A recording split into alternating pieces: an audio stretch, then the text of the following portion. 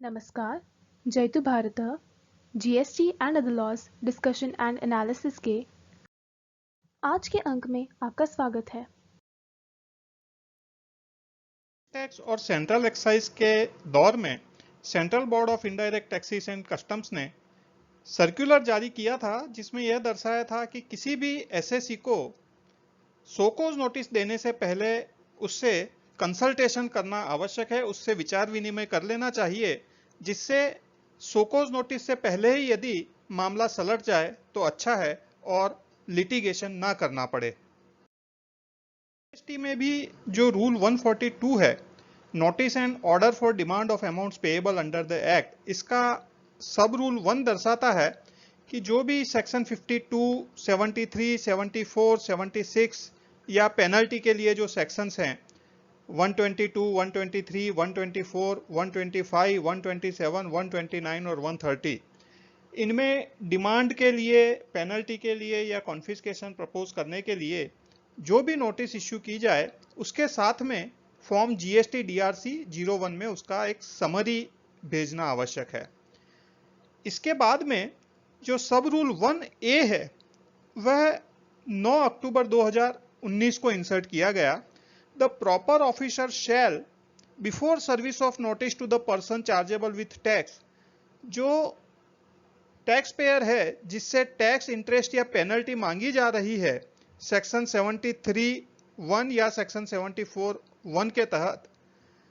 As the case में भी, shall communicate the details of any tax, interest and penalty as ascertained by the said officer in part A of form GST DRC 01A। तो वह officer इस प्रकार की notice issue करने से पहले फॉर्म जीएसटी डीआरसी 01A के अंदर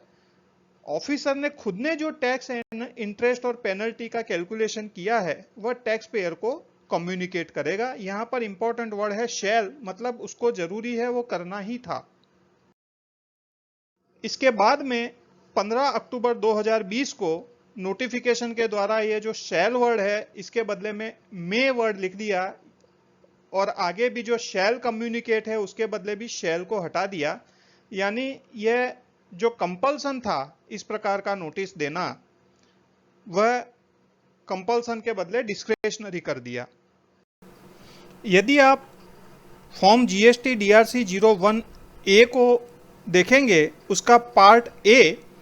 इसमें जो टैक्स पेयर है उसको एड्रेस करते हुए subject case proceeding reference number so and so,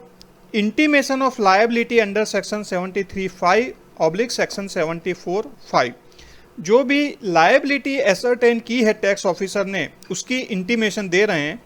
please refer to the above proceedings. In this regard the amount of tax oblique interest oblique penalty payable by you under section 73 into bracket 5 oblique 74 into bracket 5 with reference to the said case as ascertained by the undersigned in terms of the available information as is given below। जो आपके सामने proceedings प्रारंभ की गई है उसमें interest, tax और penalty की रकम सेक्शन 73 के सब सेक्शन 5 या सेक्शन 74 के सब सेक्शन 5 में डिपार्टमेंट के पास जो इन्फॉर्मेशन उपलब्ध है उसके हिसाब से इस प्रकार से है। ऐसा करके सीजीएसटी, एसजीएसटी, आईजीएसटी और सेस चारों की रकम कौन से पीरियड की है और कौन से टैक्स की रकम है वो गणना करके दे देंगे। The grounds and quantification are attached oblique given below, कौन से ग्राउंड्स पे ये डिमांड की जा रही है वह भी शॉर्ट के अंदर, ब्रीफ के अंदर उसमें लिख देंगे। You are hereby advised to pay the amount of tax as ascertained above along with the amount of applicable interest in full by so and so date, failing which so cause notice will be issued under section 73(1)। आप ये जो ऊपर बताई हुई रकम है वह interest के साथ भर दीजिए, अन्यथा सेक्शन 73(1) के अंतर्गत या सेक्शन 74(1) के अंतर्गत so cause नोटिस जारी की जाएगी। In case you wish to file any submission against the above ascertainment, the same may be furnished by so and so in part B of this। यदि इस इंटीमेशन के सामने भी यदि कोई रिप्रेजेंटेशन करना चाहें कि यह गलत है या इससे हम एग्री नहीं करते हैं तो वह पार्ट बी के अंदर टैक्स पेयर कर सकता है। भूमि के साथ अब ऑनरेबल हाईकोर्ट ने Dharmasheel agencies versus union of India के केस में जो निर्णय दिया है उसकी चर्चा करते हैं। इस केस में धर्माशील एजेंसीज सेल्स टैक्स में रजिस्टर्ड थी और टेक्सटाइल मशीनरी लीज पर देने का कार्य करती थी। उन्होंने एक बड़े टेक्सटाइल मैन्युफैक्चरर को 2009 के आसपास 8 वर्षों के लिए मशीनरी लीज पर दी और उसमें एक यह भी कंडीशन थी कि लीज खत्म होने के बाद में वह कंपनी उस मशीनरी को परचेज भी कर सकती है। इसलिए सेल्स टैक्स के कानून के हिसाब से इसे सेल्स मानकर उस पर सेल्स टैक्स भर दिया गया था और उस पर कोई भी सर्विस टैक्स नहीं भरा गया था। इसके बाद में जब सर्विस टैक्स डिपार्टमेंट की तरफ से इस एसएससी का ऑडिट किया गया तो सर्विस टैक्स डिपार्टमेंट का यह व्यू था कि इस प्रकार से लीज पर दी गई मशीनरी का सर्विस टैक्स भरना चाहिए, ना कि सेल्स टैक्स। इसलिए उन्होंने ऑडिट ऑब्जेक्शन रेज किया, लेकिन जो टैक्स पेयर था वह इस ऑडिट ऑब्जेक्शन से एग्री नहीं हुए और इसके कारण से फरवरी 2019 के अंदर एक ऑडिट रिपोर्ट रिलीज कर दिया गया। केस में ऑडिट अक्टूबर 2013 से जून 2017 तक का किया गया था। जुलाई से तो जीएसटी आ ही गया था। तो इसमें जो फर्स्ट सर्विस टैक्स का रिटर्न था अक्टूबर 2013 से मार्च 2014 का, वह 15 अप्रैल 2014 को फाइल किया गया था। तो 5 इयर्स के पीरियड में सोकोज नोटिस सर्विस टैक्स में इश्यू करना होता था एक्सटेंडेड पीरियड इन्वोक करके। तो उसकी लास्ट डेट 14 अप्रैल 2019 थी। इसलिए डिपार्टमेंट ने प्री सोकोज कंसल्टेशन के लिए 12 अप्रैल 2019 को लेटर इश्यू किया इस एसएससी को, जो लेटर इस एसएससी को लगभग दोपहर को 2 बजे मिला और एसएससी से यह कहा गया कि आप 4 बजे प्री सोकोज कंसल्टेशन के लिए उपस्थित हों। एसएससी ने इस प्रकार के कंसल्टेशन के लिए अपनी असमर्थता जाहिर की और कहा कि हमें कुछ समय और दिया जाए, लेकिन और समय देने के बदले में डिपार्टमेंट ने 12 अप्रैल 2019 को ही सोकोज नोटिस जारी कर दिया, जिस सोकोज नोटिस के अगेंस्ट में यह एसएससी ऑनरेबल हाईकोर्ट के समक्ष गया। इस केस में ऑनरेबल हाईकोर्ट ने जिस क्वेश्चन पर विचार किया वह यह था कि whether the pre show cause notice consultation dated 12th April 2019 calling upon the petitioners at 13:55 hours to remain present before the respondent number 2 at 16 hours on the same day could be said to be an illusory or an eyewash notice only with a view to show the compliance of the circular dated 10th March 2017 issued by the board। अर्थात क्या 12 अप्रैल 2019 को दोपहर को 1:55 पर जो pre consultation सोकोज notice issue की थी, जिसमें यह कहा था कि आप दोपहर को 4 बजे उपस्थित होइए, वह केवल सर्कुलर की अनुपालन करने के लिए एक आई वॉश जैसा ही तो नहीं था। इस केस में ऑनरेबल हाईकोर्ट ने यह भी कहा कि जो डिपार्टमेंट के द्वारा सर्कुलर जारी किए जाते हैं वह डिपार्टमेंट के ऊपर तो बंधन करता ही है और उस सर्कुलर के अंदर जो इंस्ट्रक्शन दी गई थी कि सोकोज नोटिस इश्यू करने से पहले प्री सोकोज नोटिस कंसल्टेशन करना चाहिए, उसका भी पैराग्राफ ऑनरेबल हाईकोर्ट ने इसमें एक्सट्रैक्ट किया और यह कहा कि इस इंस्ट्रक्शन के हिसाब से जहां पर भी 50 लाख से ऊपर की सोकोज नोटिस हो वहां पर प्री सोकोज नोटिस का कंसल्टेशन करना आवश्यक था। इसलिए जो 12 अप्रैल 2019 को 13:55 पर नोटिस दी और 16 बजे उपस्थित होने को कहा, इसे इस प्रकार का कंसल्टेशन नहीं कहा जा सकता। Such a high handed action on the part of the respondent number 2 not only deserve to be deprecated but to be seriously viewed. इस प्रकार का जो एक्शन है डिपार्टमेंट की तरफ से उसको गंभीरता से लेने की आवश्यकता है, ऐसा भी ऑब्जर्वेशन ऑनरेबल हाईकोर्ट ने किया। डिपार्टमेंट की तरफ से यह दलील दी गई कि जो पिटिशनर टैक्स पेयर है वह ज़्यादा समय मांगकर डिमांड को टाइम बार करवाना चाहता है, क्योंकि यदि 15 अप्रैल 2014 से पहले डिमांड इश्यू नहीं की गई तो वह टाइम बार हो जाएगी।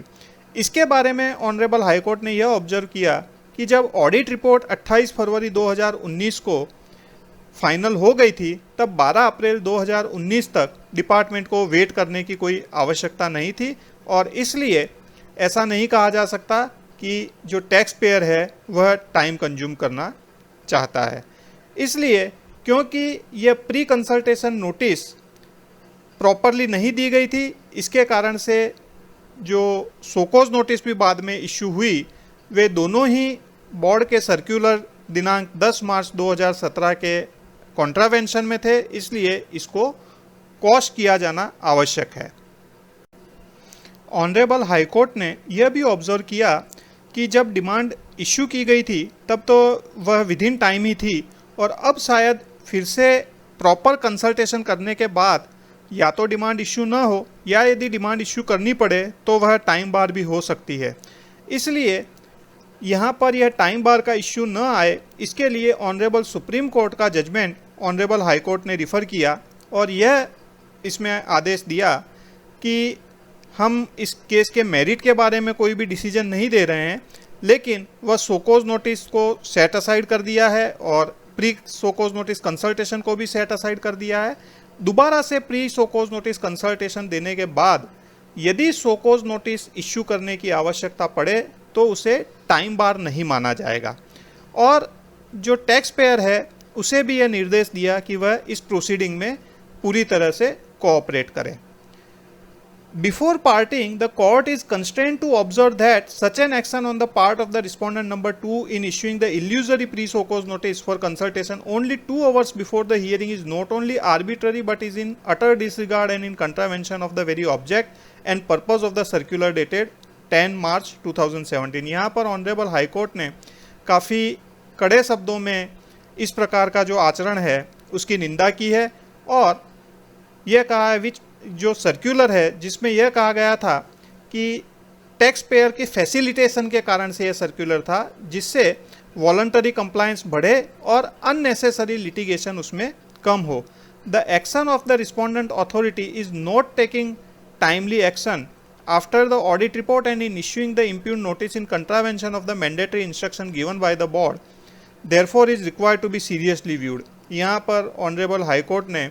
इसका काफ़ी सीरियसली व्यू किया है। The present petition therefore is allowed subject to the payment of cost of ₹20,000 to be deposit by the respondent in the court within 8 weeks from today. इस केस में जो respondent department है उस पर 20,000 का जुर्माना ऑनरेबल हाई कोर्ट ने लगाया है। On such deposit being made the office shall pay ₹10,000 to the petitioners and shall deposit the remaining 10,000 with the Gujarat State Legal Service Authority। इस प्रकार से ऑनरेबल हाई कोर्ट ने 20,000 रुपये का जुर्माना डिपार्टमेंट पर लगाया है।